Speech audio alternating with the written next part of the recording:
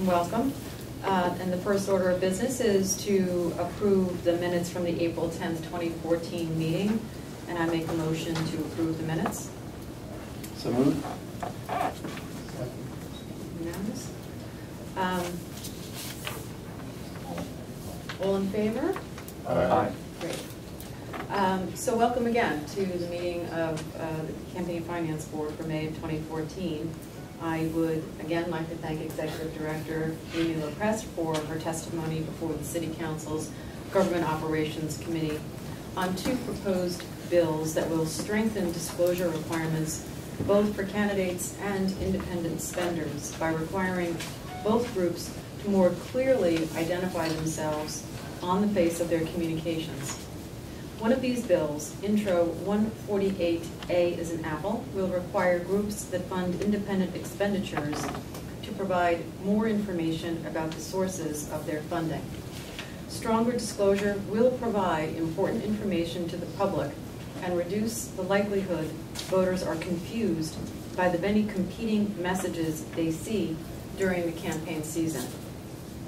Finally, as the state legislature nears the final weeks of its term, there have been renewed talks of a campaign finance reform, modeled after the public matching funds program at the New York City level. I am pleased to be associated with an institution that is repeatedly mentioned as a model for reform, and I continue to be hopeful that the discussions in Albany produce agreement on a program that will serve to strengthen democracy at the state level. And with that, we'll have the report from the Executive Director. Okay. First, I want to thank the staff of the CFB for working diligently to protect the public's investment in our elections. Because of their work, Councilmember Reuben Wills was indicted on charges of stealing and misusing public funds provided through the campaign finance program. Our audit work, we provided the documents the Attorney General used to make the case against Councilmember Wills. It is regrettable whenever a story like this comes to light, but without oversight administered by this agency, this particular scheme may never have been discovered. I feel confident saying that because of our oversight, these stories are few and far between. The CFB work has kept the matching funds program going strong for 25 years and will continue to do so for years to come. Also, last week, the Appellate Division of the First Department upheld the McDonald decision, which upheld the application of the city's contribution limits and prohibitions to all candidates, whether or not they join the public matching funds program. I want to thank all the staff and the lawyers at Corporation Counsel who worked so diligently on that court case.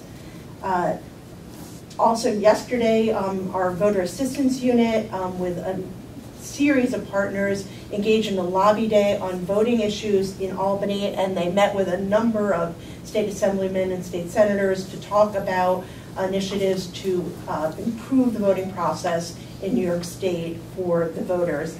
And finally, I'd like to congratulate our chairperson, Rose Gilhern, who was presented yesterday with the Conflict of Interest Board's Sheldon Oleansis Award for dedicated service in ethics to the city as part of her service as the city's longest-serving commissioner of the Department of Investigation. So congratulations. Thank you.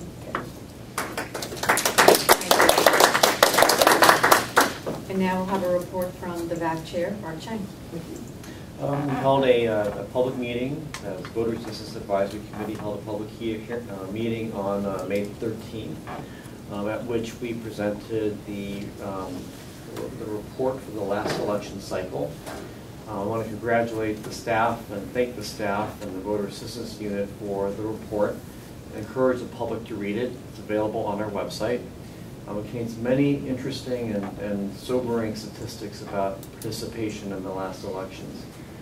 And it's obviously at the forefront of our minds as we move into the election cycle this year and then into the next citywide election cycle coming up. The next meeting for the Voter Assistance Advisory Committee will be held on June 16th here in this building, and also encourage everybody to attend. Voter assistance is, and actually the NYC Votes Project is is sponsoring a very exciting program on June 4th on bringing new technology to reality in the area of voter participation and engagement. Three technology providers, including NYC Votes, will present their work showing how new technologies can actually be integrated into government legacy technology systems for the benefit of the public and for voting administrators. So that will be on June 4th from 4 to 8 p.m. at New York Law School.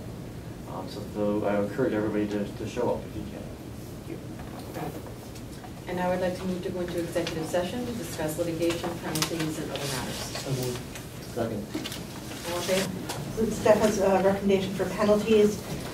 First, candidate Marie Adam Ovide, the candidate in the 2013 A special election for City Council District 31. Filing late disclosure statements, $484. Failing to provide bank account statements, $345. Failing to demonstrate compliance with reporting requirements for receipts or disbursements, $432. Failing to respond to the draft audit report, $500, for total penalties of $1,761. Is there a vote on the penalty? So moved. Second. Aye. Aye. Lori Cumbo, a candidate in 2013 for City Council District 35, accepting and failing to report an over-limit contribution from a prohibited source, $7,868. So moved. Second. Aye. Pamela Johnson, a candidate in the 2012 A special election in City Council District 12, filing a disclosure statement 5 days late, an infraction with no penalty, and failing to document transactions, $900, total penalties of $900. So moved. Second. Aye. Finally, Mark Levine, a candidate in the 2013 election for City Council District Number 7, accepting and failing to report an over-the-limit contribution from a prohibited source, $8,686. Second. Aye. Aye. And with respect to two items that we just voted on, just a final comment. The penalties leveled today against the Cumbo and Levine City Council campaigns represent only the first step in this proceeding. The board will consider violations and penalties for the other parties to these transactions. Any further business? Yep. We're adjourned. Thank you.